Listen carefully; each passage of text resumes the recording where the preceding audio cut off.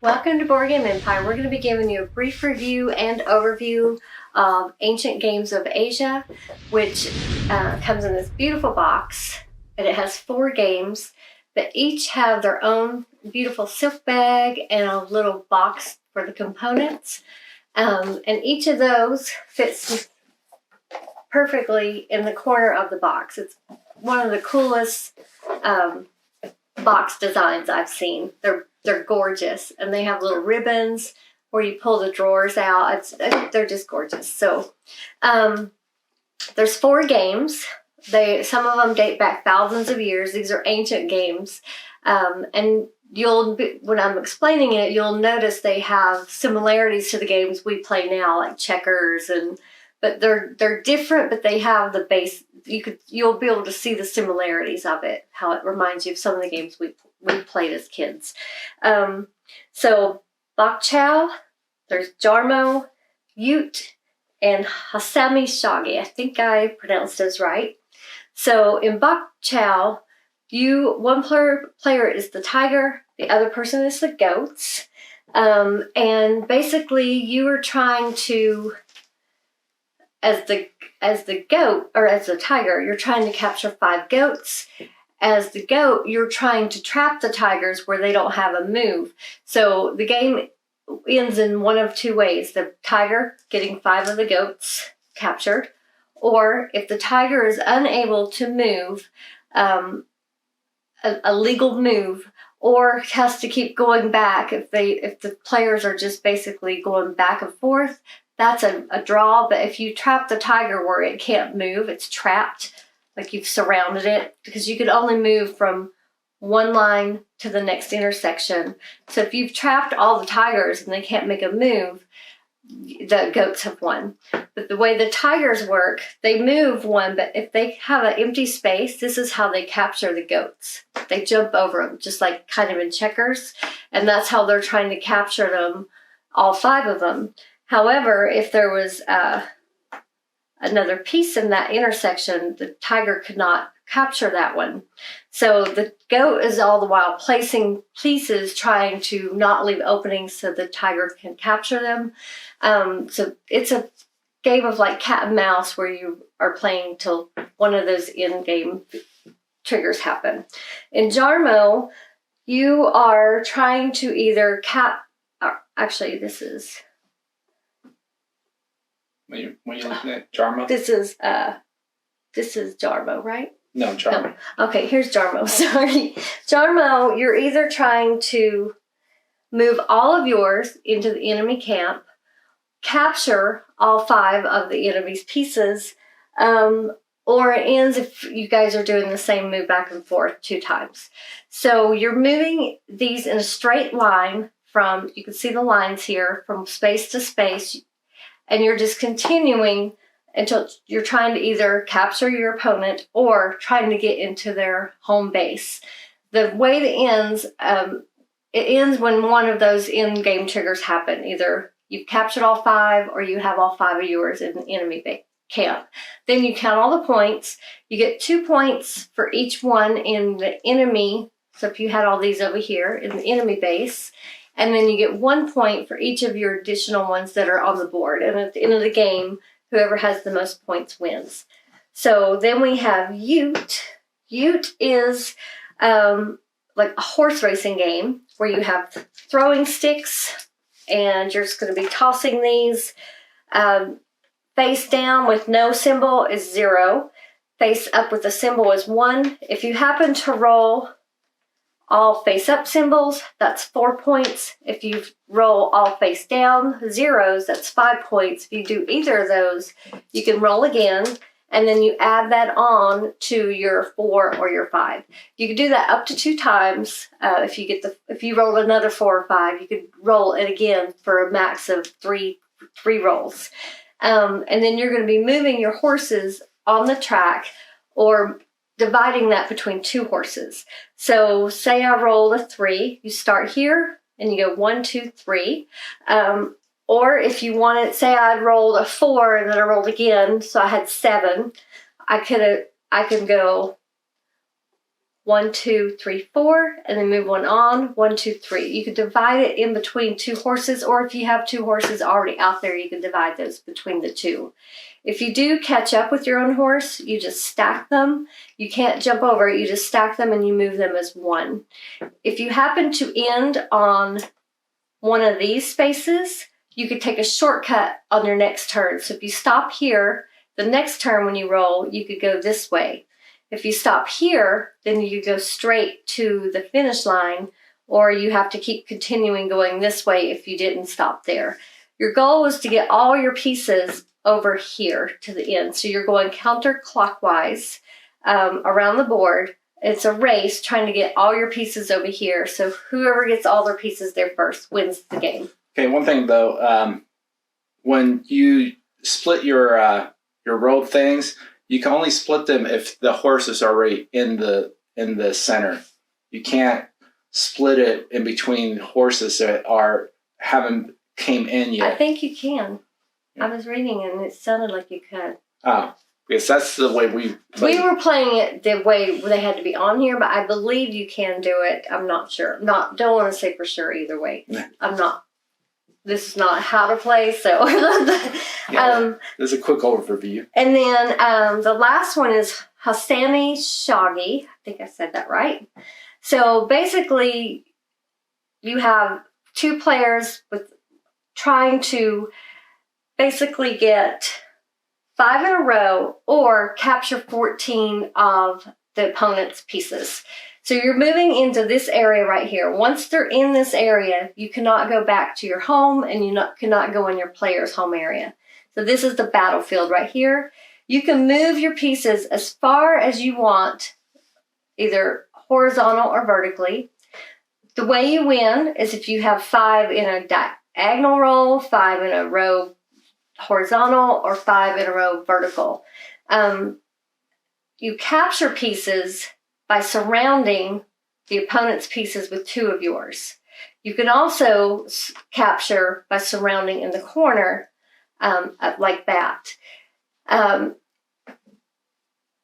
If you move into it, like what they would call a trap, like say I moved, or say, let me find a way. Say if you moved there in between, say I was here, and you moved your piece right here in between those 2, I would not be able to capture you because I moved into that trap. It's not like the trappee or trapper that has to move their pieces to make the trap, if that makes sense.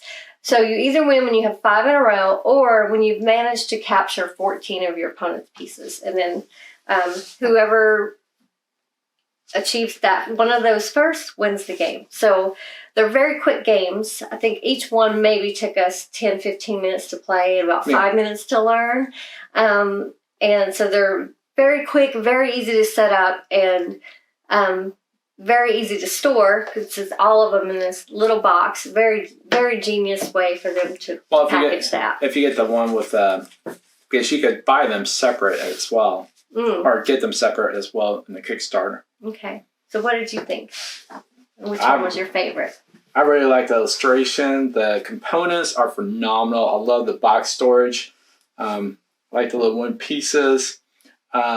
So great components. Replayability, high replayability. This is kind of like she said, classic games that like checkers and like stuff, games in that aspect.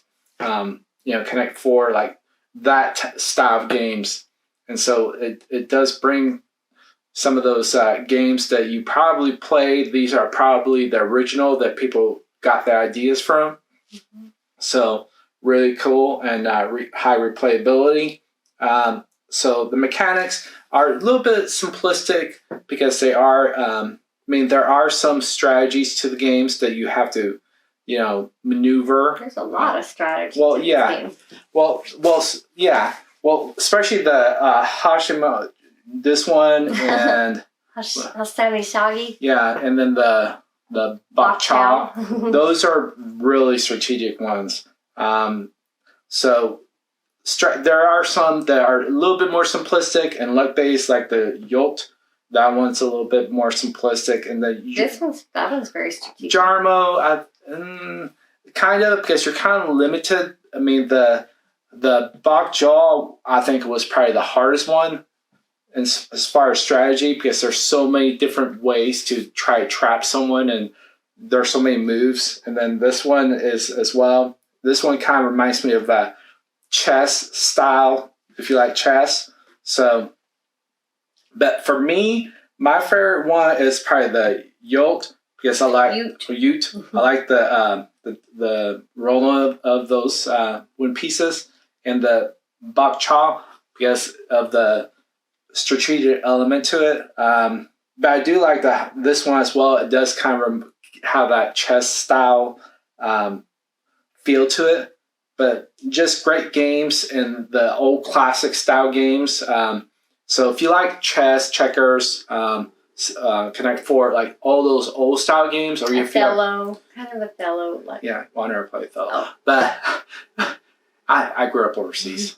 But yeah, so a lot of these games are the games that if you don't have and you want to like introduce new games to your kids, like if Quinn was younger, oh my God, we would have got this like instantly.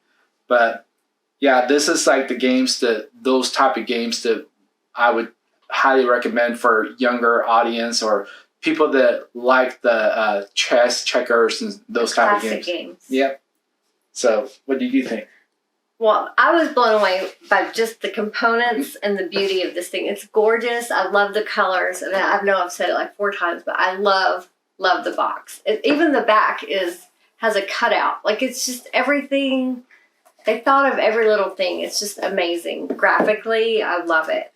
And then, it had a nostalgic feel. Like, it felt familiar, even though I'd never played any of these games. But I played some of the, like he said, the classic ones he mentioned.